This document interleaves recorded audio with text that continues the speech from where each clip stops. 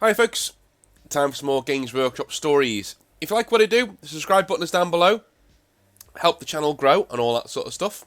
And if you really like what I do, head over to Composite Games and use the promo code Northern Exile down below to get yourself 5% off your order at checkout. Not only do you get some money off, but you also help the channel in doing so as you buy your models. So, moving on, let's do some more tales from the WhatsApp group for ex and current Games Workshop staff, shall we?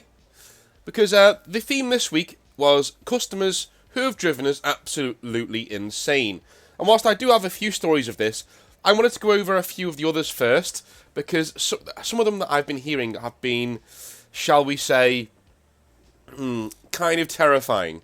I've never had a terrifying story. I've had a few really awkward ones, as you've seen on the channel before, and I've still got a few more of those in the back pocket to save for another time.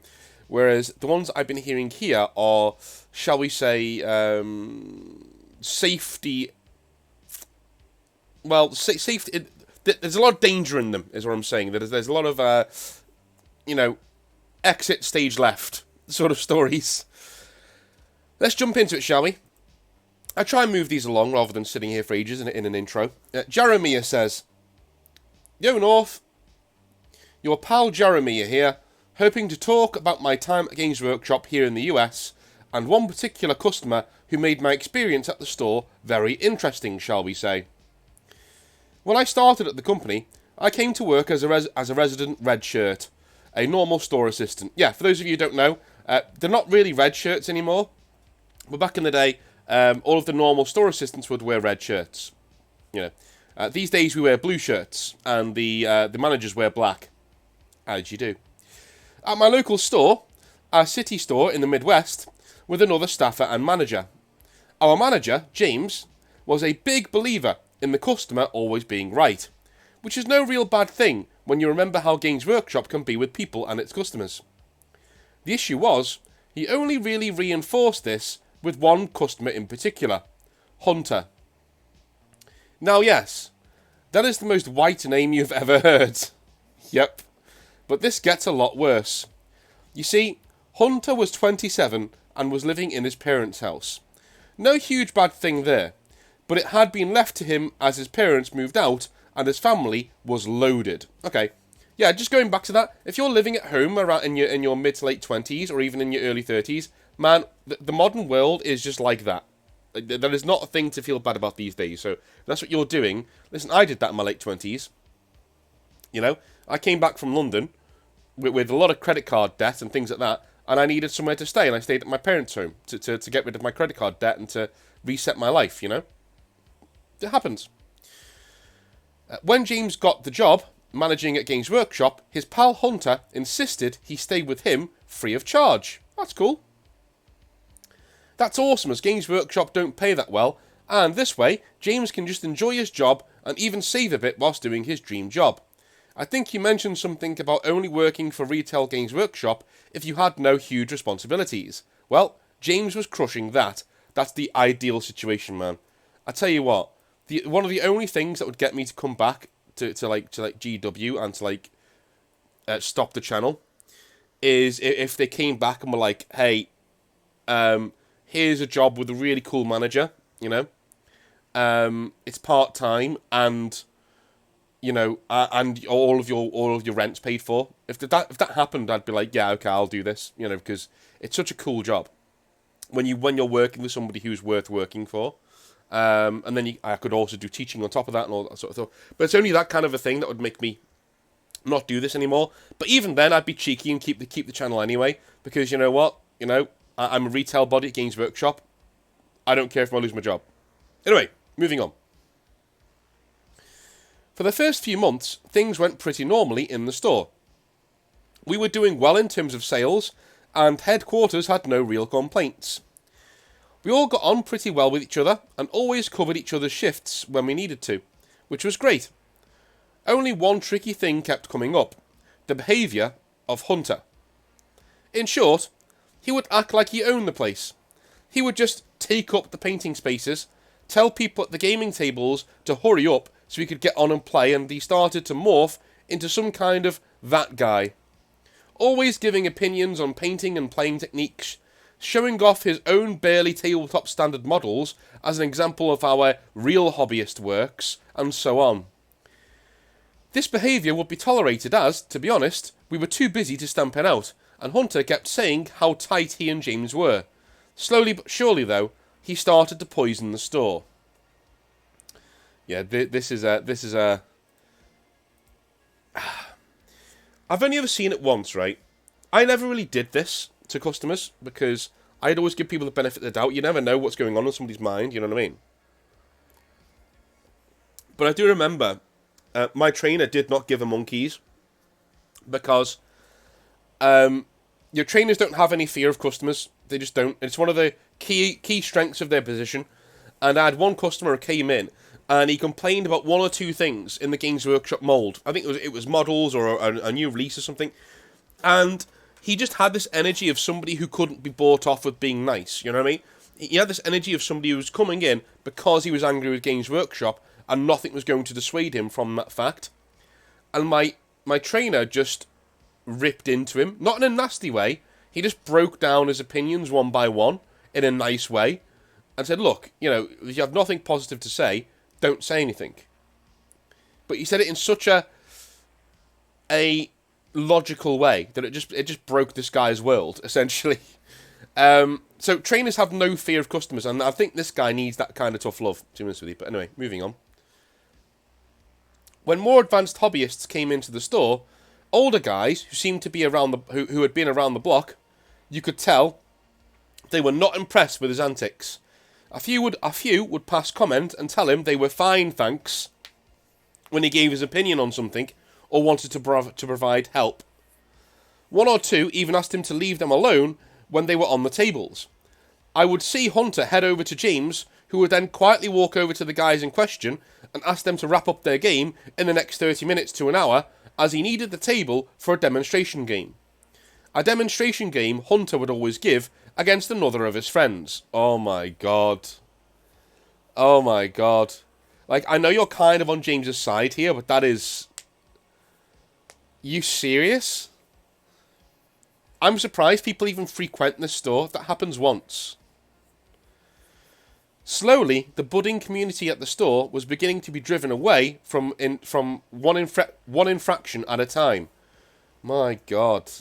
How to tank your store using one customer 101. Jesus. One training day, a Saturday morning, we did this once a month, unpaid. Yep, I had to do it every week. Every week, unpaid. We had to come in early on a Saturday and do training with the manager. Yeah, on how to be a Games Workshop staffer. Every Saturday, without fail. You had to be there at 8 o'clock sharp. 8 o'clock sharp for the 10 o'clock open, because he wanted to teach for 2 hours. He wanted to role-play and cosplay as a lecturer for 2 hours, unpaid. You had no choice, he would just sack you if you didn't go. Yeah. I asked James outright, and for all those people saying, oh, well, couldn't you take them to a tribunal? Mate, you're a fucking retail worker. You can't afford to take anybody to court. They know you can't afford to take anybody to court. Don't be so stupid. I hate it when geeks get so entitled like that, where they're like, oh, I would have done this. Why didn't you take them to do this? Why didn't you know your rights? Dude, stop being a douche. Unless you're in that situation, you'd have done nothing. You'd have done nothing. You know, in that situation. Absolutely. It's like a friend who's talking to you about a fight you were in. Oh, well, I would have done this. No, you wouldn't, you little pussy. You'd have done nothing. You'd have done nothing. Oh, it's one of my pet peeves. Why didn't you go to a tribunal? Why didn't you go... Dude, shut up. Anyway, I asked James outright what was going on with Hunter, as he just drove business away from the store. I'd had enough, and didn't really need the job anyway, like my colleague did, so I just took the hit for the both of us and asked. Remarkably, during the training, James just sat back, puffed out his cheeks, as if he was deflating, and asked me, "You think you have it bad? You should try living with the arsehole. It never ends, but, you know, it's free rent." He shrugged. Okay, so at least James is on your side, kind of. I asked him to explain what he was like at home, and apparently Hunter would have parties all of the time, refused to allow James to bring guests back or even do his hobby in the house for fear of making a mess. Of course, Hunter could do all of these things and whatever he wanted, whenever he wanted, because it was his house. James swore blind that he thought Hunter just got off on the power, but whenever James looked into his growing bank account, he just decided to put up with it. Yeah, I know, man. It is a real, shall we say, shot in the arm when you look at your bank account going up. It's quite seductive, even if you're in a bad job. I came out with it there and then, and asked, and I still don't know what possessed me, even though this all worked out in the end, and I didn't know James that well. I asked him to move in with me. Oh, ballsy move. I had a decent-sized apartment, and whilst I couldn't afford to let him live there for free, his rent would be nominal. A few $100 a month in a city where you could regularly pay upwards of $2,000 a month for a decent city apartment. I had bought my place when I was working as a software engineer, and my Games Workshop job was literally something I did to get out of the house and to have pocket money and food money. James agreed. We shook on it, and he headed downstairs, where he told Hunter. Hunter was not happy. Oh my god.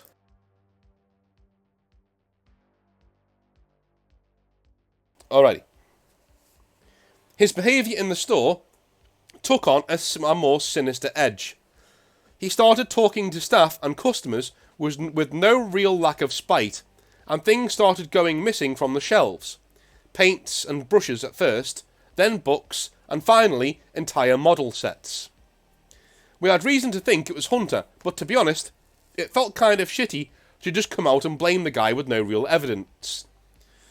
That was until one day, his rucksack fell to one side, and a Necron Catan model, fresh in its box, price still on, and everything, popped out onto the floor. He went to put it in his bag, and I asked him where he had bought it. He said, online, sheepishly, to which I asked him to provide a proof of purchase on his phone, as we were actually missing a Catan model from the shelves, and we only actually had one in stock, which was now gone. Hunter flipped out. He pointed a finger in my face, he got up from the table and said, "How dare you accuse me of being a thief? Why the hell would I do that? I could buy this entire fucking store if I wanted to." Wow. Wow. At this point I was shocked. I'm not big into confrontation. My colleague, however, stepped in. Because, he said, sometimes people steal things out of sheer spite rather than any actual need. They get off on it. It's like a power thing, you know? Yeah, I bet you that cut close to the quick. I bet you that cut very close to the quick. Yeah, Hunter went over the edge. No shit. No shit. He lunged towards the staff member, and he dived and the staff member dived backwards. And Hunter was asked to leave the store by the other customers. Finally, James came down on his break and told Hunter to either give the model back or not be allowed in the store again. Hunter stormed off, and James walked back in. We talked about things for a while and set the store right again, before James went slightly pale. He said, "My stuff is in his house. I'm due to move into your place today. Well, on Saturday." "Shit." "Don't worry, dude," I said. "I'm sure he's not that petty." Spoilers, Hunter was indeed that petty. Oh, Jesus. James returned to Hunter's place that evening to find all of his belongings, including his rather expensive PC, sitting outside. Not under the porch or anything, but outside, in the rain. In a panic, he covered all of his electrical stuff with his coat and called me. I headed over there with the other staff member, and we loaded the stuff into the back of my SUV, whilst Hunter hurled insults at us from his bedroom window. I flipped him off and told him where to shove the Catan model he had stolen. Not my proudest moment. Mate, that was a mild reaction. A mild reaction. We got back to my place, and I made us all our coffee whilst we set James up. After letting the PC dry and changing out a few bits and bobs, thankfully, the GPU and CPU were okay, and I kept a brand new PC kit in my house, like top of the line RAM and PSUs, after being a former software engineer. Oh my god, he looked out with you, dude. We got it back working again. James swears to this day it ran even quicker and he should dry clean his PCs more often. The next day, we were all in the store when a car drives past and something smacks against our window, causing a crack in its bottom. We head outside and discover a Necron Catan box, and when we open it up, it has a fucking brick inside of it. I am not joking. Oh my god. Dude, that's criminal damage. That's criminal damage. This guy should be in prison. But then again, I bet you can't prove, number one, that you stole it. You can't prove that you stole it unless there's a camera in the store. And by the way, there are no cameras in Games Workshop stores. I don't know why. There isn't in most Games Workshop stores. So, you can't prove he stole it. And I bet you can't even prove it was him in the car. Oh my god. This is horrid. We call the cops. Good for you. And they head round to Hunter's place to get his alibi. Of which he had one, apparently, of course. We had no proof he even stole the model, there we go. Let alone being the one who threw it at the window. There we go. We got the window repaired by headquarters, who were really helpful. We never told them how it got smashed, so it didn't look like we couldn't control our own customers. We just said it was smashed by a passerby overnight, probably. We banned Hunter from the store and actively told everybody in the store to warn us if he ever came around. That's the thing with America, man. That is the thing with America. You never know who's armed. This guy could be some sort of nut job, and this sends him way over the top, and he comes back in with a gun or something. You know what I mean? You just never know. The cops also warned him to stay away from the store, as it was private property, and he was warned he was not welcome there. I think they scared the shit out of him, but we never saw him again, thankfully, and the store went on to do great business in the next few years. We all left after a time, and as far as I know, the store is still doing well, even though we all moved on to bigger and better things. I still look out over the bridge to where the store is from my window sometimes, and silently I wish it all the best. Even though Games Workshop may not have my love as a company, man, do I love that dinky little building, the store, and the happiness it gives people. Have a good one, Jeremiah. Cheers, man. I mean, that is how a tale of how one single customer can almost bring down your entire store. I mean, let's be honest. Let's be honest. This is the tightrope Games Workshop managers walk, and this is why I tend to give them a bit of a leeway in terms of their behaviour sometimes, because the stress can be unreal. Absolutely unreal. I'm really glad this worked out in the end, but this is not even the worst story I've heard in terms of customers in a Games Workshop. You think we've had bad manager stories? The customer ones are worse. A lot worse.